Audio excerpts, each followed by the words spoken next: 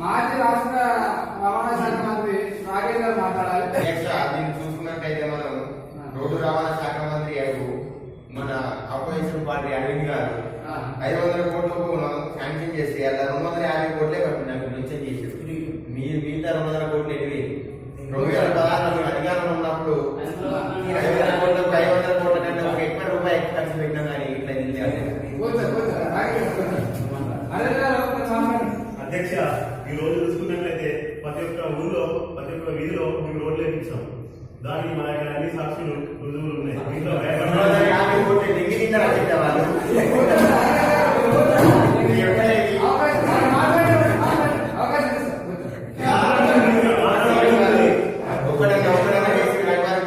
Opposition party వారు ఇలా ఉంది. మేము అధికారంలో ఈ రోడ్లు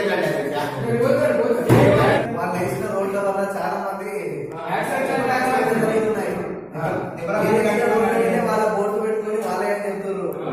చాలా మంది చెప్పాలంటే కొంతమందికి ఇంటికి ఉద్యోగం ఏమైంది ఉద్యోగం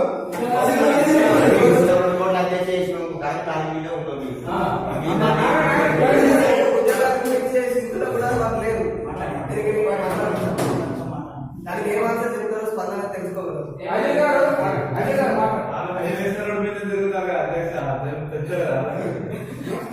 గారు ఏమంటున్నారంటే మీరు వేసిన రోడ్డు మీద మీరు తిరుగుతున్నారు అంటున్నారు.